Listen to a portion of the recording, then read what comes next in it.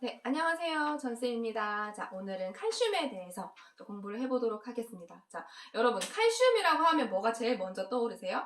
뼈가 가장 먼저 떠오르시죠? 그래서 오늘 뼈에 대해서도 같이 공부해보는 시간을 갖도록 할게요. 자, 칼슘은요, 우리 몸에서 가장 많은 양을 차지하고 있는 미네랄 무기질이라고 보시면 돼요. 그래서 체중의 1.5% 정도 1.5%에서 2% 정도가 칼슘의 양이다라고 보시면 되거든요. 자, 칼슘은요, 대부분, 우리 몸에 있는 칼슘의 대부분은 99%는 뼈와 치아에 저장되어 있어요. 자, 근데 그 99% 말고 1%가 중요하죠. 그죠? 자, 이 1%는 혈액과 체액에서 생리작용을 조절하는데 사용이 됩니다.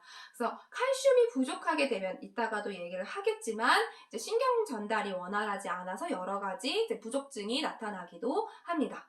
그래서 근데 이 칼슘이라는 미네랄은요, 흡수율이 성인의 경우에는, 그러니까 우리가 먹는 음식이 있을 거잖아요. 그 음식에서 10에서 30%만 흡수가 된다라고 해요. 그러니까 흡수율이 굉장히 낮은 미네랄이죠. 그래서 칼슘이 부족한 사람들이 굉장히 많습니다. 그러니까 그 미네랄 중에서는 제일 부족한 거 1위가 칼슘이라고 얘기를 해요. 그리고 이제 좀 그 성장기 때는 칼슘이 많이 필요로 하니까 호르몬도 같이 많이 나와서 이제 그 성장기 때는 흡수율이 확 올라가요. 75%. 그리고 임신했을 경우에도 한 60% 정도가 이제 흡수가 된다라고 해요. 근데 보통의 경우에는 10에서 30%. 근데 또 슬픈 일이 뭐냐면요. 여성의 경우 폐경기가 오면 에스트로겐이라는 호르몬이 줄어들면서 그죠? 그 칼슘의 흡수 능력이 저하됩니다.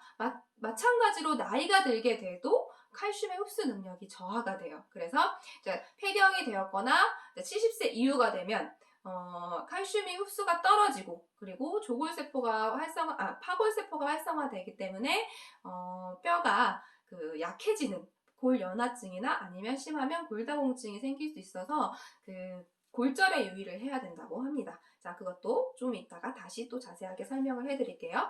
그러면 이렇게 흡수율이 떨어지는 칼슘이니까 조금이라도 흡수율이 높았으면 하잖아요. 자, 흡수율을 높여주는 첫 번째 방법이 뭐냐면요. 우선 장 내 환경이 산성이면 좋아요. 자, 여러분, 알칼리성이 좋은 거 아니야? 이렇게 생각하실 수가 있는데, 우리 몸 밖은 산성이 좋고요. 우리 몸 안은 알칼리성이 좋아요. 근데 장은요, 우리 몸 밖이에요. 자, 입에서부터 항문까지는 우리 몸 밖이라고 보시면 되거든요. 근데 이 환경이, 장내 환경이 산성일 때 이제 더 그 칼슘이 잘 흡수되기 좋은 형태로 바뀐다고 합니다. 그러면 장내 환경을 그 산성으로 바꿔주려면 누가 가장 큰 역할을 하냐면요. 바로 유산균이에요. 그래서 유산균을 많이 먹어주신다거나 아니면 장내 환경이 좋다거나 그러면 칼슘 흡수량이 조금 더 높아지게 되겠죠. 그럼 반대로 장내 환경이 좋지 않고 그 다음에 그 항생제를 드셨다거나 이런 경우에는 유산균이 충분히 하지 않기 때문에 그 장내의 산성도가 달라지게 돼요. 그렇게 되면 어떻게 될까요? 칼슘이 흡수가 잘 안 되겠죠. 그러면 뼈도 약해질 수 있지만 또 뭐예요? 신경질적이 될 수도 있고 또 어떻게 돼요? 약간 불안증이라던가 우울증이라던가 신경에 대한 조절이 잘 안 되기 때문에 그런 증상이 나타날 수 있다고 합니다. 그러니까 그런 거는 좀 잘 알아두시면 좋을 것 같은 정보예요.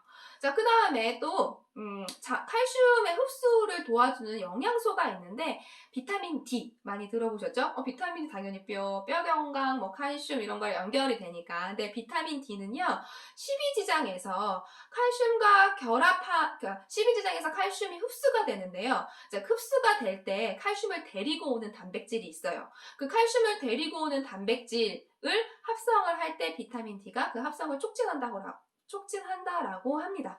자, 그 다음에 비타민 C도요, 칼슘하고 관계가 있거든요. 자, 비타민 C는, 그 칼슘이 흡수가 되기 좋게, 보통 우리가 칼슘이라고 하면 약간, 돌과 같은 느낌? 그런 형태로 되어 있어요. 그러니까 염이라고 하거든요. 과학적 용어로는. 그러니까 염의 형태로. 그러니까 수도관 같은데 하얀색으로 이렇게 끼는 거 있잖아요. 그런 형태로 존재해서 잘 흡수가 안 돼요.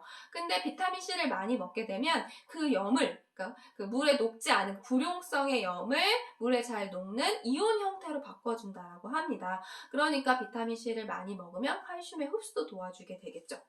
그죠? 진짜 비타민C는 여러 가지 일을 해요. 공부하다 보니까 진짜 안 먹으면 안 되겠다라는 생각이 많이 들기도 합니다. 어쨌든 흡수를 증진시켜주는 거 3가지 기억을 해주시면 좋을 것 같아요.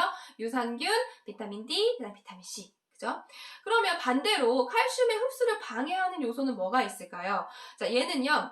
자, 인이라는 그 원소가 있어요. 미네랄이 있어요. 근데 이 인과 칼슘은요, 1대1의 비율로 있으려고 해요. 그래서 이제 칼슘과 인을 1대1의 비율로 먹어주는 게 가장 최적의 상태거든요. 근데 보통 인을 좀 더 많이 먹게 돼요. 자, 그래서 최소한 1대2 형태, 1대2, 그러니까 칼슘이 1, 인이 2 정도까지 먹어주시면 괜찮은데 그것보다 더 인을 많이 섭취하게 되었다. 그랬을 때는 이 칼슘이 흡수가 잘 안 된다고 합니다.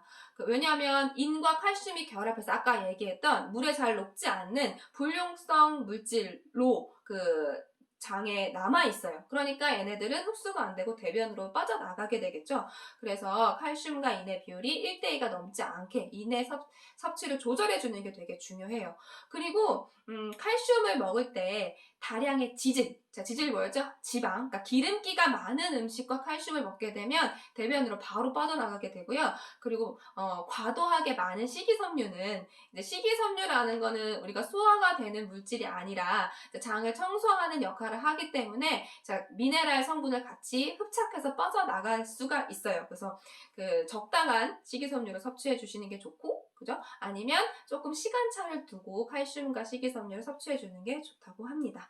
자, 그리고 탄닌. 자, 탄닌, 홍차 같은 데 많이 들어있는 거잖아요. 탄닌도 칼슘의 흡수를 방해하는 물질 중에 하나예요. 그리고 이거 저도 공부하면서 깜짝 놀랐는데요. 운동 부족, 그리고 심리적 불안이 칼슘의 섭취를 떨어뜨리는 요인이 된다고 합니다. 이 칼슘이 흡수가 되는 과정에서 호르몬이 어떤 역할을 하고 있기 때문에 그렇고요.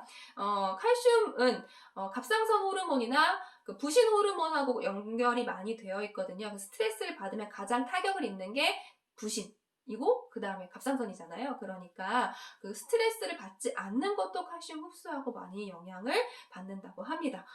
그러니까 자, 우리 몸을 스트레스를 받지 않고 받았더라도 그걸 빨리빨리 해소할 수 있는 자, 그런 어떤 자기만의 팁이 하나 정도 있으면 좋겠죠. 자, 그러면 우리가 호르몬 얘기가 나왔으니까 말인데 이제 칼슘 농도를 조절하는 호르몬에는 뭐가 있는지 좀 정리를 해볼게요.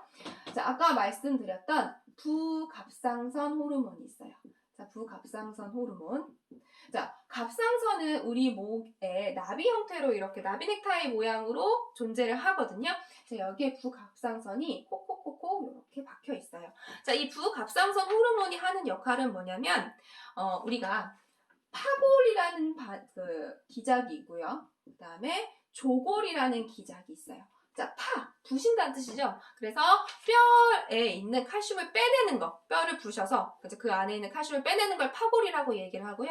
반대로 칼슘을 뼈 안에 집어넣어서 뼈가 단단해지게 만드는 걸 조골이라고 하는데 부갑상선 호르몬은 이 파골 작용을 합니다. 그래서 뼈에 있는 칼슘을 체액으로, 그죠? 혈액으로 가지고 나오는 역할을 하는 게 부갑상선 호르몬이에요. 그리고 또 부갑상선 호르몬은 무슨 역할을 하냐면 비타민 D를 활성화시키는 역할을 합니다. 앞에서 얘기한 대로 비타민 D는 칼슘의 흡수를 잘 할 수 있게 하는 역할이 있었잖아요. 그러니까 부갑상선 호르몬은 전반적으로 뼈에 있는 칼슘을 빼오고 칼슘 흡수가 잘 되게 해서 어떻게 해주는 거예요?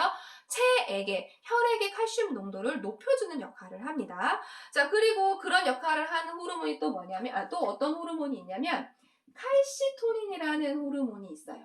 자, 칼시토닌이라는 호르몬은요, 그러니까 부갑상선이 아니라 이 바탕이죠. 이 갑상선에서 나오는 호르몬인데, 칼시토닌은, 거꾸로 뭐냐면, 조골세포를 활성화시키는 역할을 해요. 그러니까 체액에 칼슘 농도가 높다. 그러면 이게 다시 뼈 안으로 저장시켜 줄 수 있는 호르몬이 칼시토닌이에요. 그래서 갑상선에 어떤 질환이 있다, 뭐 염증이 있다거나 암이 있다거나 항진 저하 이렇게 갑상선이 제대로 조절이 되지 않는 분들은 칼슘 대사에 문제가 있어요. 그래서 뼈도 약해질 수가 있고, 그 다음에 신경질적이 되거나 아니면 심령에 문제가 있어서 근육에 경련이 있다거나 이런 반응들이 쭉 연결돼서 도미노처럼 나타날 수 있기 때문에 갑상선에 문제가 있으신 분들은 칼슘에 대해서 공부를 좀 더 많이 해주시는 게 좋아요. 자, 그 다음에 아까 얘기한 것처럼 비타민 D도 칼슘의 흡수를 촉진하는 물질이기 때문에 부갑상선 호르몬과 함께 어떻게 돼? 그 칼슘의 농도를, 혈액 내의 칼슘의 농도를 높여주는 역할을 합니다. 이런 거를 조금 기억을 해주시면 좋을 것 같아요. 자, 그러면 칼슘의 기능은 뭐가 있을까? 생체적인 기능. 첫 번째는 골격과 치아를 구성하고 있다라고 얘기를 해요. 자, 우리 뼈를 좀 그려볼게요. 자, 우리가 뼈를 그리면, 자, 제가 그림은 잘 못 그리지만, 자, 요렇게 생겼죠? 그죠? 자, 요거 연골 아닙니다. 여기까지 뼈예요. 우리가 닭, 치킨 이런 거 먹었을 때 그죠? 여기에 붙어있는 그 하얀 부분이 연골이고요. 얘는 뼈예요. 이렇게 동글동글한 부분. 근데 그 좀 배가 많이 고팠거나 아니면 난 뼈를 좋아하시는 분들 있잖아요. 그러니까 닭뼈를 이렇게 오독오독 씹으시는 분들이 있어요. 그죠? 그 부분은 자, 요 부분을 씹는 거예요. 요 대는 안 씹히잖아요. 날카로워서. 큰 뼈 얘기하는 거예요. 그러니까 우리 몸으로 치면 대퇴부뼈 같은 거. 그죠? 이렇게 큰 뼈를 얘기를 하는 건데 자, 뼈는요, 단단한 부분이 있고 조금 연한 부분이 있어요. 자, 단단한 부분을 치밀한 구조, 치밀골이라고 얘기를 하고요. 조금 연한 부분을 해면골이라고 얘기를 합니다. 그러니까 이 몸통, 우리가 안 씹어지는, 그 치킨 먹었을 때 안 씹어지는 부분이 치밀골이고요. 자, 씹어지는 부분이 해면골이에요. 그러면 부각삼선 호르몬이 나와서 혈액 내에 칼슘이 부족했어. 그러면 치밀골에서 얘를 빼가는 게 아니라 이 해면골 있잖아요. 부드러운 부분에서 칼슘이 나가요. 그죠? 그럼 칼슘이 많으면 칼시토닌이 나오면 다시 어떻게 돼요? 칼슘이 요 해면골로 들어가요. 그래서 왔다 갔다 하면서 칼슘의 그 평형을 조절을 하거든요. 그래서 그 골다공증이나 이런 것들은 뭐냐면 칼슘이 빠져나가는데 파골은 되는데 다시 들어가지는 않는, 조골은 안 되는 경우잖아요. 그럼 요 부분이 약해지는 거예요.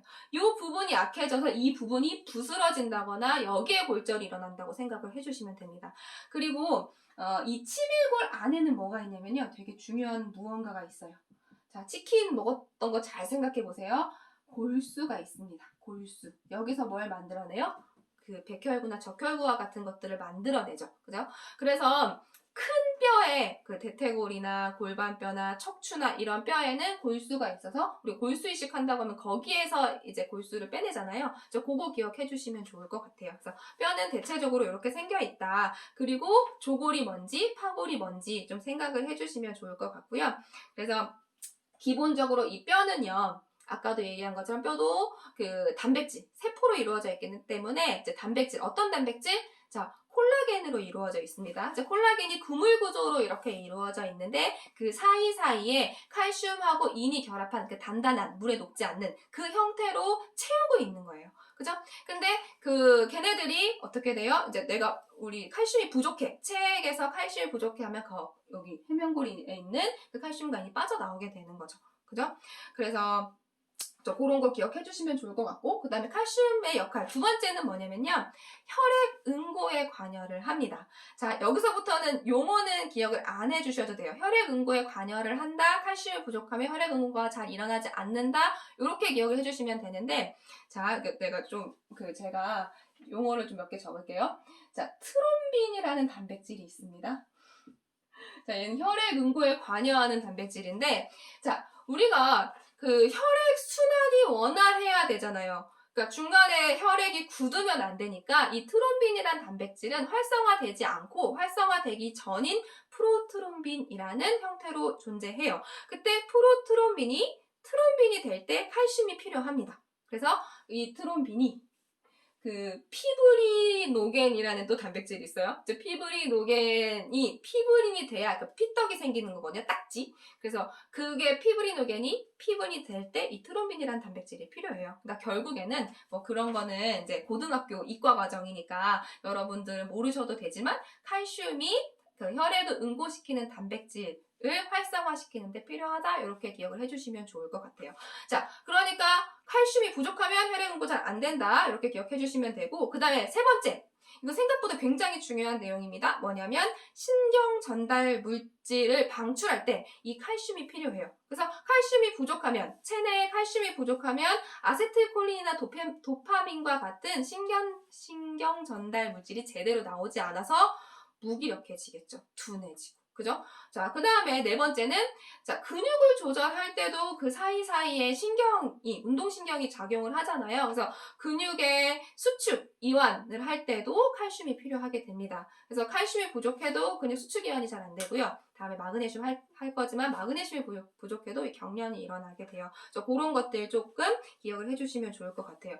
우리가 밤에 잠을 잘 못 주무시는 분들 있잖아요. 그러니까 신경 안정이 잘 안 되거나 약간 그런 신경 전달 물질이 잘 제대로 나오지 않은 분들인데 자기 전에 우유와 같이 이제 칼슘 급원을 드셔주시면 조금 그게 잠을 잘 잘 수 있는 형태로 바뀐다고 합니다. 그걸 좀 기억해 주시면 될 것 같고, 연결해서 결핍증을 같이 볼게요. 자, 결핍증은 첫 번째 당연히 칼슘이 부족하면 뼈가 약해지겠죠. 그래서 골다공증, 성인인 경우에 칼슘이 부족하게 되면 골다공증이 발생을 하고요. 근데 이제 성장기인 경우에 칼슘이 부족하게 되면 구루병, 다리가 휘는 구루병이 나타납니다. 그 다음에 골다공증도 조금 더 자세하게 살펴보면요. 골다공증은요, 뼈의 크기는 비슷한데 무게가 줄어드는 거예요. 그 사이사이에 단백질 사이사이에 들어있던 칼슘이 빠져나오는 거기 때문에. 근데 이 골다공증이 크게 폐경기형 골다공증이 있고 노년기형 골다공증이 있대요. 그래서 에스트로겐이라는 호르몬이 뭐냐면 그러니까 우리가 뼈에서는 파골과 조골 두 개가 이제 같이 일어나는데 에스트로겐의 농도가 떨어지면서 조골보다 파골이 더 많이 일어나는 거예요. 그래서 뼈에 숭숭숭 구멍이 나타나는 게 그 폐경기에 나타나는 골다공증이고, 폐경기인 경우에는 그래서 손목이나 척추에 골절이 올 확률이 높다라고 합니다. 자, 근데 70대 이후 노년기인 경우에는 이제 남성, 여성 다 마찬가지겠죠. 얘는 이제 나이가 들면 여러 가지 호르몬이나 체내의 여러 가지 기능들이 떨어지기 때문에 마찬가지로 조골보다 파골이 더 많이 일어나고 칼슘 섭취량도 줄어들어서 그리고 흡수량이 많이 떨어져요. 그래서 이제 칼슘 뼈가 약해지는 그런 일이 벌어지는데 이때는 노년기에는 골반뼈, 엉덩이 골절이 많이 일어나요. 그래서 나이가 드신 분들이 막 낙상을 한다거나 넘어지신다거나 해서 골반뼈가 다치시면 조금 일찍 돌아가시는 경우도 있고 낫는 게 되게 어려워요. 그래서 진짜 조심을 해야 된다. 이렇게 기억을 해주시면 되고, 골다공증까지는 아니지만 골연화증이나 골감소증, 자, 이런 것들이 올 수도 있어요. 그래서 우리가 태어나서 죽을 때까지 중에 최고로 골 밀도가 높은 시기가 언제냐면요. 우리는 성장기라고 생각을 하잖아요. 뭐 10대 후반에서 뭐 20대 초반? 근데 그 골 밀도가 가장 최고인 경우에는 20대 후반이 돼요. 그러니까 성장기까지는 뼈가 계속 자라고 있는 중이기 때문에 골 밀도가 충분히 채워지지 않는데 20대 후반일 때가 나의 골 밀도의 최고를 찍고요. 30대 초반 이후 중반부터는 골 밀도가 떨어진다고 해요. 그래서 그때 이제 골 감소증이나 연화증을 조심해 주셔야 된다고 합니다. 그 다음에 이 뼈에서 뽑아 쓰는 것도 다 뽑아 썼고 먹는 것도 잘 안 들어오고 여러 가지 그런 것 때문에 칼슘 혈증, 그러니까 혈액 내의 칼슘 농도가 떨어지는, 그걸 저칼슘 혈증이라고 얘기를 하는데, 저칼슘 혈증이 오게 되면 손과 발 안면 근육이 수축되고 떨리는, 그러니까 쥐가 잘 난다거나 아니면 경련이 잘 일어난다거나 이런 현상이 나타나게 되는데요. 자, 이거를 테타니 증세라고 얘기를 합니다. 그러니까 그런 것들이 잘 나타난다. 그러면 뭐예요? 칼슘을 드셔주시는 게 좋겠죠. 그죠? 아니면 약간 손끝, 발끝이 저리는 건 아니고 약간 이상한 기분? 자기 전에 약간 그런 느낌이 나타나는 경우가 있어요. 이때도 칼슘이나 마그네슘이 부족한 경우라고 하니까 그걸 기억해 주시면 좋을 것 같고요.